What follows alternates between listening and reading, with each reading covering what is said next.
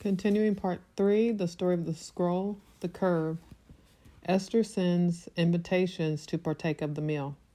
The king offers Esther half his realm, even half of it. Tradition quotes the text precisely. For Ahasuerus did not want to go beyond that one half, otherwise he would have to rebuild the temple, and that would abolish his own realm. But unto that limit he is willing to leave it to Esther. He has found out by now that there is something very special about Esther. Whence does she come? What is it that is in his world, in his very palace, indeed even in his consort? In this state, Esther invites him to come to her, accompanied by Haman, to partake of a mishta which she is going to prepare. The king suspects that in this way the secret of Esther may be revealed, and he is eager to partake of this meal prepared by her. Haman is summoned to the palace with great speed. Everything is done at top speed now, to sit down to this meal with the king and queen. Owing to the scepter elongating itself of its own accord, the king has got perturbed. He does not quite understand how it is that his anger has subsided all of a sudden. Esther's face glows with the luster of the shin, attractiveness, loveliness, so that everything pertaining to the realm of established laws of nature is now functioning in a different way. It is pervaded by something new, the breath of another world. The functioning of natural laws in the life of man is at times crossed by something different. The science of the world of development had rather not have anything to do with it. The king of this world can, however, hardly deny its existence, and this king is most eager to know the origin of everything. He has found out that his other proves that it can exist both here and there all the same. However, much nature with its established law may cause us to expect the reverse. In important moments in the existence of mankind, forces of a different nature prove to be at work. Just remember the defenselessness of things hidden, of secrecy, which in the end proves to come through as the decisive factor. All this becomes acute. All these phenomena point to the existence of a definite pattern, where life is running to an end, and there where the world is coming to its end, where a world period runs to an end, one feels this pattern coming into prominence. One just feels how the phenomena, the words, are embodied in the Ruach HaKodesh. One feels that Esther, the hidden secret, pushes through, and how the unusual in the world of nature of the phenomena is presenting itself. Esther does not act as Ahasuerus wants and expects her to do. Esther, on the contrary, acts contrariwise, and Ahasuerus similarly becomes attentive. Thus he is eager to sit down at the meal of Esther. What will this mystery make him encounter? What will the food and drink be there? Will the secret, which towards the end becomes active, suddenly reveal itself? It is the eve of the 15th. Hence, according to biblical time reckoning, the day begins at nightfall and ends at nightfall. It is the beginning of the end. The moon by now has waxed to its limit. Who will at such a moment think of a reversal? Who is it that can imagine the infinite universe should have a curve? Nobody is aware of an ending. It is the eve of Easter. In Egypt, in the exile on that level, biblical Israel is gathered in its dwellings, waiting for what is going to happen. Real Israel is not outside. It is not concerned with Egypt. Its mind is not in Egypt. At least the one of Israel who is now to join the Exodus, the four will be left behind. The four filled Egypt to capacity with development activity. People are conscious of a decisive happening at hand. Haman is convinced he has conquered the world and individual man. Mordecai is convinced that Ivri is faced with ruin. But they are both convinced that the world will run its course as it has, up to the present, in spite of everything. Haman only is invited. Haman also comes to the Mishta of Esther.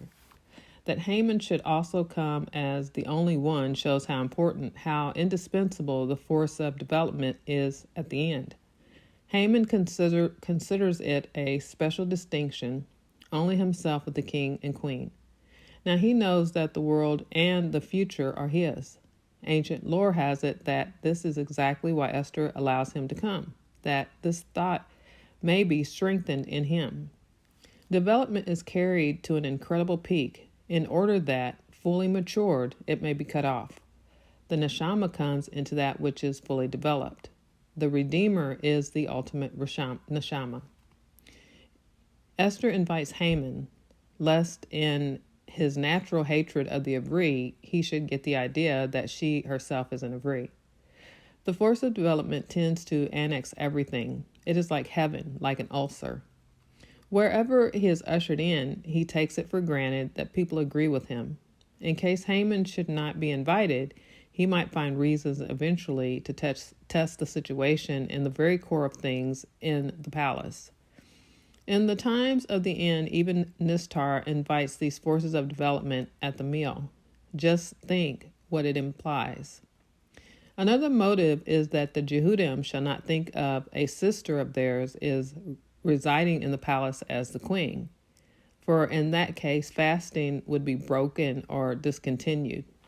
Now that the Jehudim see the queen inviting Haman, mark well their destroyer, as the one and only guest to her meal, their despair rises to the highest pitch. At the time of the end, everything seems to betray and desert the Ivri, and even the Ivri does not know what it is for. To the bitter end, he will have to act for nothing. He might now say, is this the result of 2 days fasting, that at this juncture, at the beginning of the ultimate day, Haman is invited by Esther in the palace of her meal? This extreme despair of the Jehudi does not cause fasting to be broken. The Jehudi remains what he is in every man and in the world always. He is there because at creation, the Shekinah comes into the world, because the neshama comes into every single body. Besides, ancient lore has it that Esther meant to rouse the king's jealousy. The king, even now ignorant of Esther's origin, might think now that Haman is receiving the queen's special attention, that the secret of Esther might very well lead to a bond with Haman, and that this fellow Haman might one day supplant the king.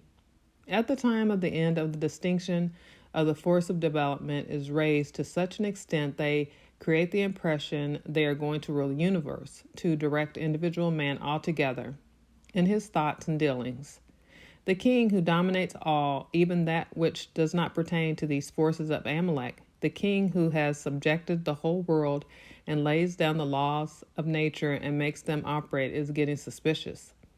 The forces of development of their own accord are ambitious. Would Haman want everything?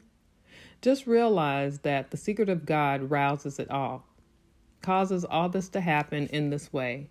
In everything that happens at the time of the end, this Nistar is present.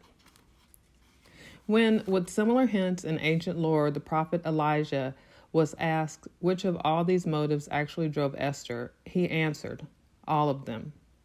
Nistar has a number of causes for things happening here, and at the end, there is an immense accumulation. Elijah does not select because he knows how things are with the causes of Nistar, and Elijah heralds the end of things. If things are seen like this, then it is Elijah who gives this answer. The secret of the first meal.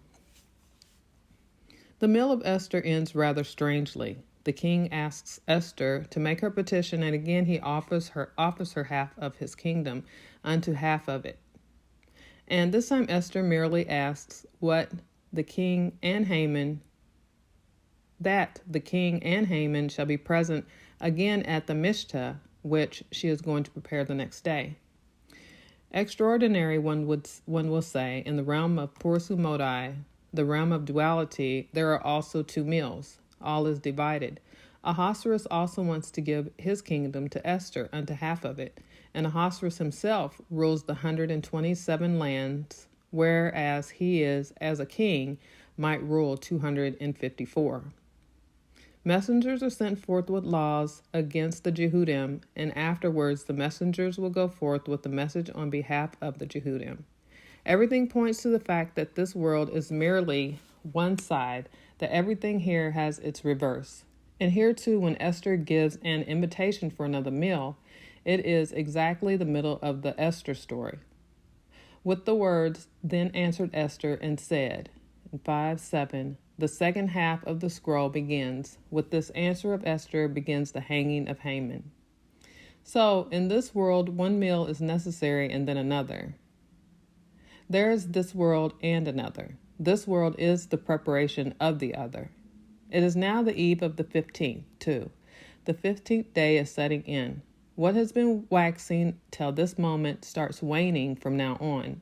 The counterpart sets in. When Esther invites for the second meal, the moon also begins its second meal. Other events are now dished up. What was hidden at first is now going to be revealed. In Egypt, too, there comes a second half. In the first half, there is the exile. In the second half, there is the exodus, the emancipation, the redeeming. This is the secret which Esther reveals at the first meal. This one meal is nothing as yet. It leaves an open question. There is another meal, another half, and it is only then that the secret will be revealed. Herewith ends the first part.